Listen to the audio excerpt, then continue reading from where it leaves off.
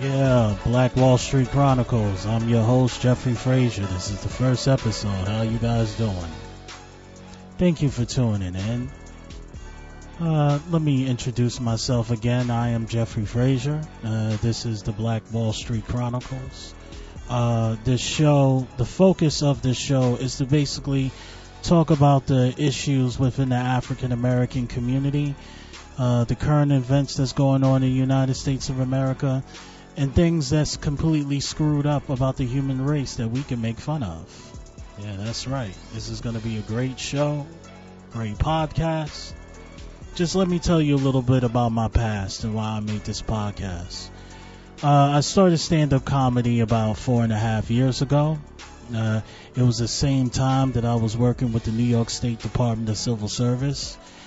I got laid off and I went through a rut into my stand-up, and I basically started finding out about my family's past. I found out that my great-grandfather was from Durham, North Carolina. Now, I always knew this. What I didn't know is that Black Wall Street was in Durham, North Carolina. Let me explain what Black Wall Street is. During the Civil War, over 700,000 Americans died. 300,000 in the North and 400,000 in the South. What the North did is they basically burned the South to the ground. The only place that the South did not burn was Savannah, Georgia, for whatever reason. So afterwards, our ancestors did not want to be anywhere near a white Southerner because they know that they're very angry at the whole South being decimated after the Civil War. So what a group of people did is they created these small townships. These small townships was nicknamed Black Wall Street because these were African American businesses and it was bustling small towns. You see, the history books does not tell about the fact that during the Reconstruction era of our country and during the Jim Crow laws, we actually had successful small businesses. But the reason why these small businesses did not work is because the racist white Americans that was around these small businesses used to harass and bully members of our community. Durham, North Carolina, I believe in 1904. I have to get the year on that, but basically what happened in Durham, North Carolina, that there was a riot. And basically they went into the town and they burned the businesses to the ground. Now, I am a descendant of Black Wall Street, and my great-grandfather used to own a business down there also, and because of the pressure of the Jim Crow laws, my family actually had to move to New York City.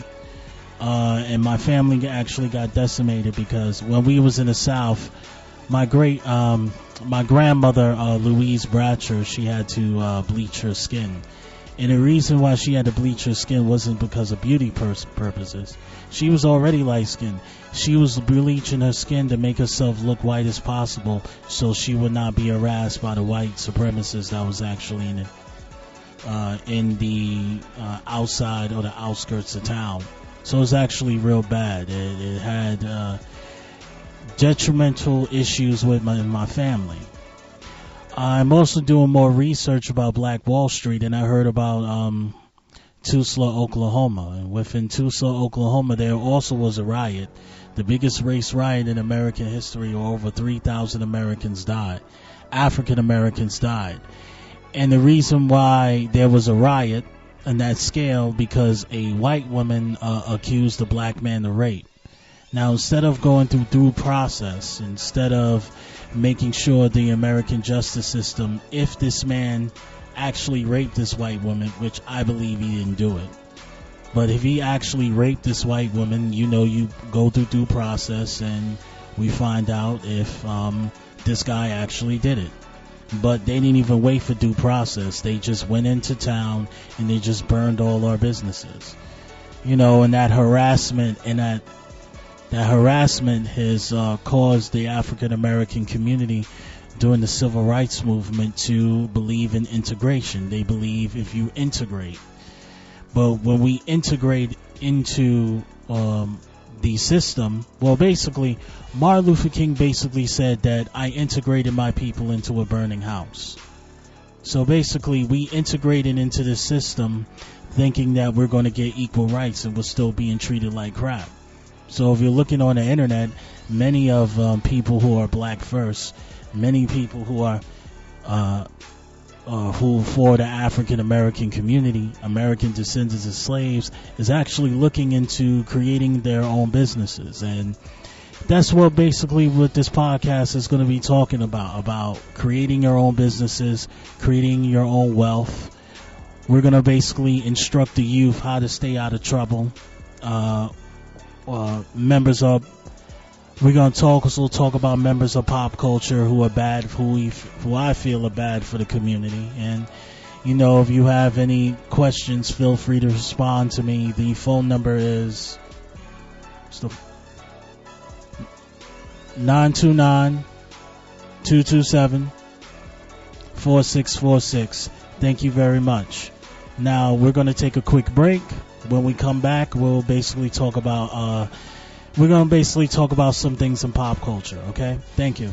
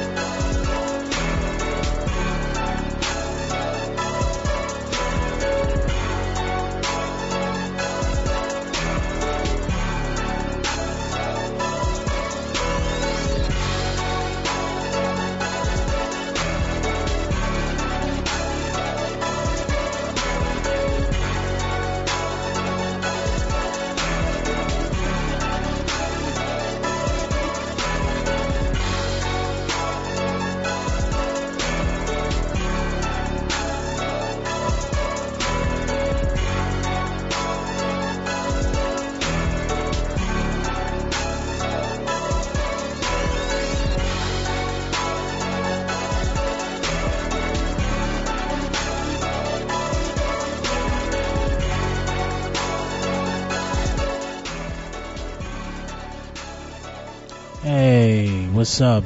Thank you for coming back. This is Black Wall Street Chronicles, and I'm Jeffrey Frazier. And we're going to talk about a couple of things, and I feel in pop culture is important. We're going to talk about the Oscar success of Black Panther, and we're also going to talk about why certain members of our community, certain hoteps on the internet, actually have a problem with the movie, and I feel that the problem and the issues with the movie is valid, even though I personally like the movie. Now, first off, let's talk about the people who have created the Black Panther.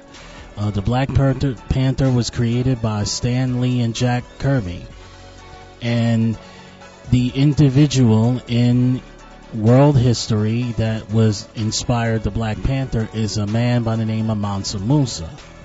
Now, let me tell you exactly who Mansa Musa is.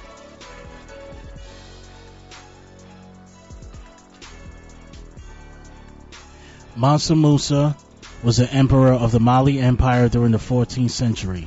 He became emperor in 1307. He was the first African ruler to be widely known throughout Europe and the Middle East, and is regarded as the richest person to have ever lived, with over $400 billion worth of gold, his wealth greatly surpassing anyone today. Mansa Musa was the great-nephew of Sandita Ketia, who was the founder of the empire. He is famous for his Hajj.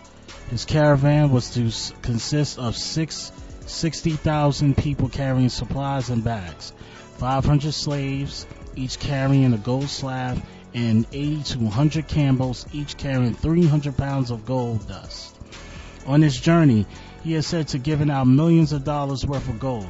He gave out so much gold in Cairo that the value stayed relatively low for many years. Mansa Musa also helped to spread Islam. He was a devoted Muslim and built many schools based on the teachings of the Quran. There also is saying that every Friday when he stopped while he was on his Hajj, he ordered a mosque to be built because that is a Muslim holy day. He sent students to Islamic universities in Northern Africa. What the hell is this? Wikipedia needs to they need to get their notes correct. After Hajj, European cartographers began to draw Mansa Musa on the maps. As the empire of Mali fell apart, Mansa Musa's reputation did as well.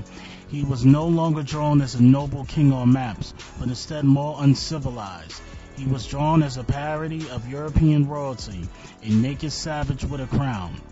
Mansa Musa was married to Inari Konate.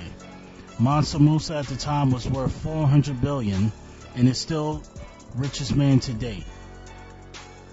Okay?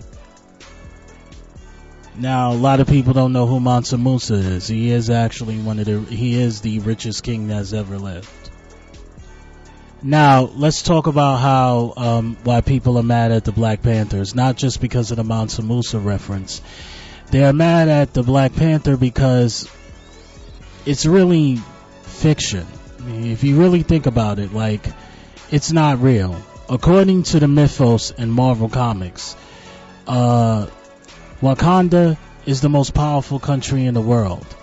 It not only is the most technologically advanced, it also has the cure to all of the diseases.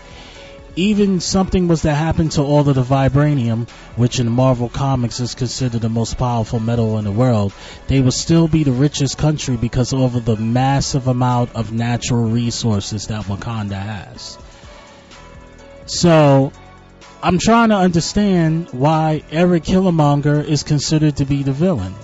Because if you are the most powerful country in the world, you could basically wield your power to end systematic white supremacy all over the world. There are people of color being bullied, being abused, and being enslaved, and you're just sitting in Wakanda not doing anything about it? And Eric Killmonger has a right to say, y'all need to do something about it. But the issue, but he has a right to do something about it. But, Disney and the movie actually tried to make Eric Killmonger look like a villain. The only thing that Eric Killmonger was doing was forming a coup d'etat against a corrupted government. It happens all the time. I really don't understand. Like, but you have to give props to Black Panther with the marketing, because you have to understand, if you're going to do these movies, you have to do these movies where white people have to feel comfortable. There's no difference between the Black Panther and Django Unchained. There's a lot of people that got offended by Django Unchained, but in actuality, if you really look at the movie has to be situated where white people feel uncomfortable. I remember I was in a movie theater with Django Unchained, and I'm watching a movie, and white people was just laughing at parts that I felt wasn't funny. You know, they was laughing at the guys with the Ku Klux Klan riding. It's just certain things wasn't funny, and then I analyzed it further, and I found out that basically all of the white Southerners that was in that movie, they believed that there was people of class and the people of dignity, and they felt like the slaves was barbarians, but in actuality the slaves and Dr. King Schultz was actually the smartest people in the movie. All of those other slave masters and all of those other people was just getting plainly outsmarted by Django Unchained and Dr. King Schultz and the rest of the slaves. They're basically, all of the white men in the movie basically look like Huckleberry Finn rejects. So I don't know. You know, people are really getting tired of these movies in Hollywood, even certain white people. You know, that's just why nobody wants to come out and look at Hollywood movies anymore. Like, they had this movie, what was the movie called? It starred Mahershala Ali. Let me look at my name. Yeah, the movie Green Book. Mahershala Ali had to apologize to the family that the movie, and I believe the movie, who was the person based on again? Yeah. Basically, it's the Green Book is based on a true story. It's about a famous musician, and they had to apologize. Mahershala Ali actually had to apologize to the family because there was so much inaccuracies. Like they tried to make a Viggo Mortensen's character look like that he is a basically a clean cut, white man, but in actuality he's racist also. It's just, they just be doing it. I can't really explain it. I saw the movie. It was just, you got to see it yourself. It's really offensive. We have to talk about the marketing and pop culture with these comic book movies. These comic book movies basically are, the people that look at the comic book movies is basically heterosexual white males. And you have to market it to heterosexual white males. And if you're not able to market it, and if you say anything to these white men on the internet, they'll basically cancel you and they'll boycott your movie. You see what's happening to Captain Marvel, right? You have this woman, the person's name the actress name that's doing Captain Marvel, I saw her in Scott Pilgrim vs. the World. Let me get her name. Yeah, her name is Brie Larson. Okay? Now, I remember in Scott Pilgrim vs. the World where she was the lead singer in Clash of Demon Head. It was actually a very funny scene. You can go on YouTube and basically look at it. She actually can sing very well. Now, this woman, she's an Academy Award winner, very talented, but she is a staunch feminist. Like, she's really about that feminist shit. OD, right? So she's going around and basically saying, I don't want a 40-year-old white man to tell me what to do. I don't want to do interviews with white men. White men are evil. And I'm like, oh boy. Nobody's going to see your movie, darling. You did the wrong move, man. These white comic book fans is crazy. You can't say that. Not at all. See, when they was marketing the Black Panther, they made sure that they was very gracious and they was very humble and it wasn't throwing it up in white man's face. And I don't know. It seems like we have to. Well, let's look at another example, right? There's another movie. called Black Klansman, and at the end of Black Klansman, it showed that David Duke actually won.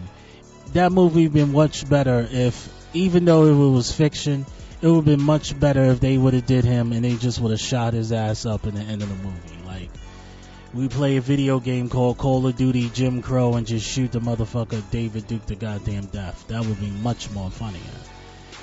And the thing that we don't like is that at the Academy Awards, when Spike Lee finally won the Academy Award, he was jumping on a grown man. Like, they disrespect you all through your career. They say that you were reverse racist. They're saying all through these things. And then when you finally get your goldy shiny trinket, then you want to turn around and you want to... I don't know, man. I don't know what's going on in Hollywood. Just a whole lot of crap. What about Terry Crews, man? Terry Crews, he was... Terry Crews, he was basically talking about he was throwing black men under the bus, talking about toxic misogyny, you know. He was coddling and soft shoeing for the damn feminists. And then all of a sudden, a couple of days ago, he gets thrown under the bus. I mean, what happened with that? Yeah, shit is crazy. But that's what happened, you know. These women are actually toxic feminists. And they're the type of self-hating woman that will throw a good black man under the bus and then turn around and give $100,000 to bail R. Kelly out of jail. You know, these are a whole bunch of self-hating women that Terry Crews was coddling to. And now he's being thrown under the bus. He's being taken advantage of. And he's getting into arguments with D.O. Hughley. He's getting into arguments with that independent film creator, Tariq Nasheed. He's just going on crazy, and I don't know, man, is Terry Crews in a sunken place? I mean, this dude defended Gina Rodriguez. Like, you had a white man grab you by the balls, and these black women defended you, and then you turn around and throw black women under the bus by defending Gina Rodriguez? You defending an anti-black Hispanic woman? I mean, I don't know what's up with this guy. What happened? It's like these guys get over 50 years old and they start falling off. Mike Tyson's docile mushmouth ass sounds crazy too. What's going on with these men, man? I don't know what's going on in Hollywood. This shit is crazy. What else can we talk about in the news? Let me go on my notes. Things I wanted to go over.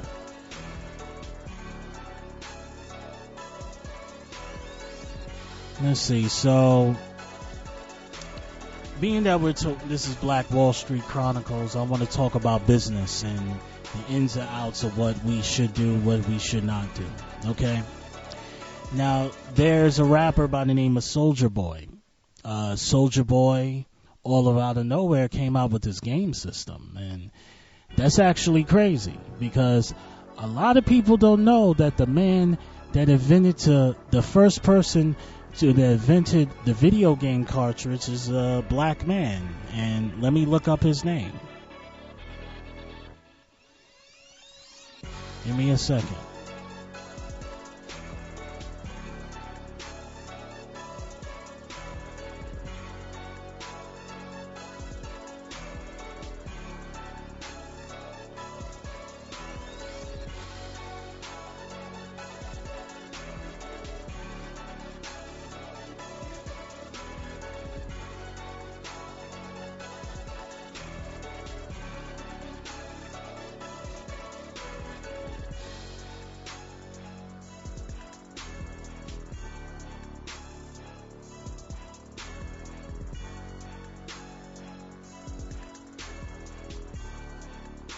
Yeah, the man that actually invented the first video game cartridge is a black man by the name of Jerry Lawson.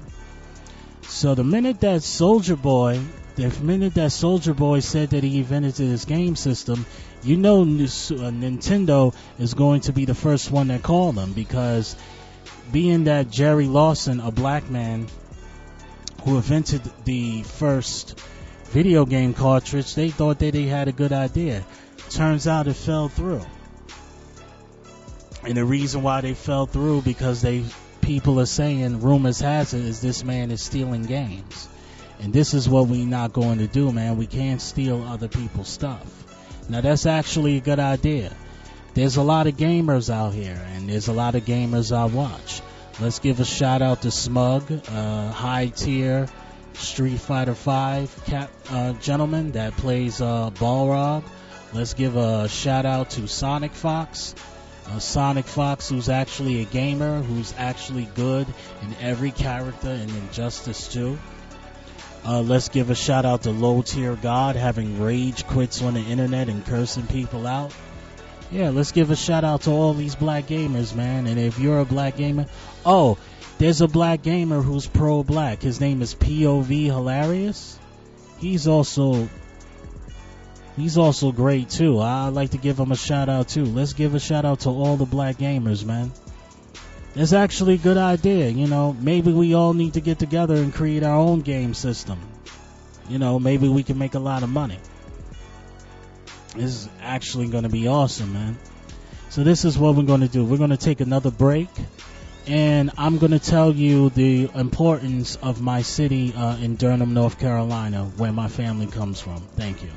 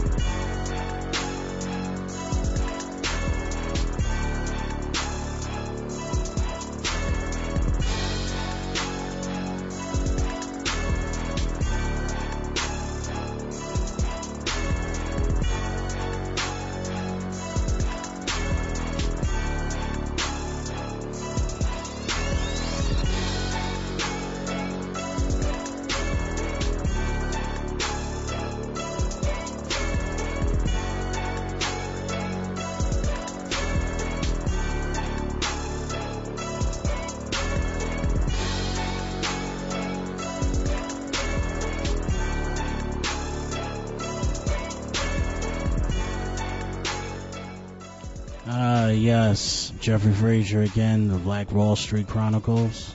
Thank you. We're going through the home stretch. So basically what I'm going to talk about is the history of Black Wall Street in Durham, North Carolina. The two black men responsible for creating them, Black Wall Street, who they are. And basically just to teach you guys about Durham, North Carolina, and how the emergence of Black Wall Street happened. Okay? So here we go. Black Wall Street was the hub of African American businesses and the financial service in Durham, North Carolina during the late 1800s and early 1900s. It was located on Parish Street. It was home to Mechanics and Farmers Bank and North Carolina Mutual.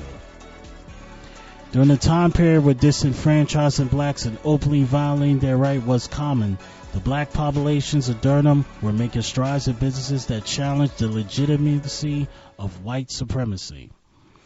Black-owned businesses in Durham can be traced back to the efforts of two African-American entrepreneurs, John Merrick and Charles Spaulding. These duo provided the leadership and initiatives necessary for the beginnings of Black Wall Street. Now, let me tell you guys who John Merrick and Charles Spaulding were. John Merrick lived from 1859 to 1919. He was an African-American entrepreneur whose life represents a rags to riches story. Born in slavery in Clinton, North Carolina, Merrick relied on his social savvy, entrepreneur spirit, and inner drive to achieve great personal wealth by founding various companies in Raleigh, North Carolina, and Durham, North Carolina areas. Most notably, the North Carolina Mutual Life Insurance Company. Portion of his wealth was channeled back to the black community where through philanthropy, John Merrick was a great man. His business acumen and social consciousness made him one of the most influential members of the African American community in his lifetime. Now, let's find out who. Give me a second.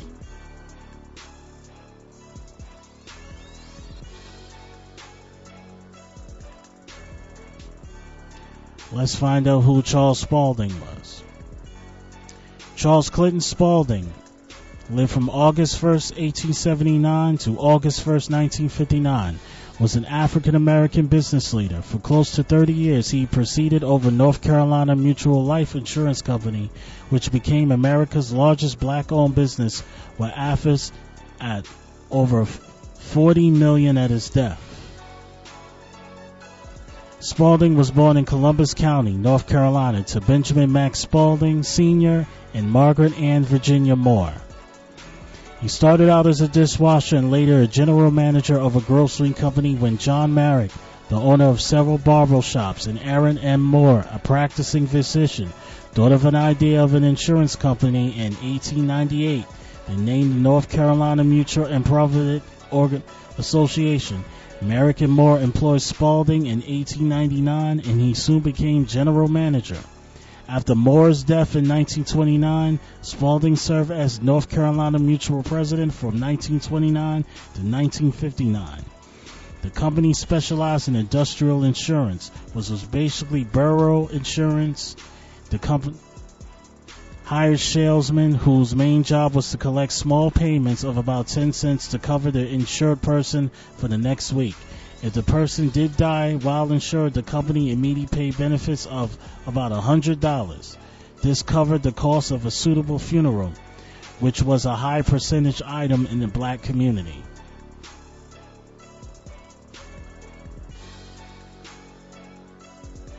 Now, through able to increase African American wealth, Black Wall Street did not distribute their newfound wealth equality within Durham's black community hiding.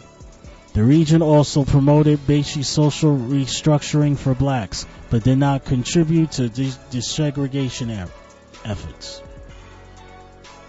The southern United States was left in turmoil in a few decades of reconstruction following the Civil War. During the late 1800s, most of the southern regions were rebuilding infrastructure damaged by war. Racial tensions were at an all-time high due to the recent emancipation of all black slaves and the new economic and social competition they represented in many whites' eyes. But through these African Americans have been freed, their quality of life saw little improvement. Estimates from government officials say almost 85% of blacks were living below the poverty line during the late 1800s. Automatically placed at the bottom of the social ladder, blacks were denied virtually all rights afforded to whites. Okay? And that's basically the history of Black Wall Street in Durham, North Carolina. Next week, I will talk about the Black Wall Street in Tulsa, Oklahoma, and I'll talk about the tragedy where 3,000 African Americans died during a race riot. Thank you very much, and I hope to see you next week. All right? Thank you. Have a nice night.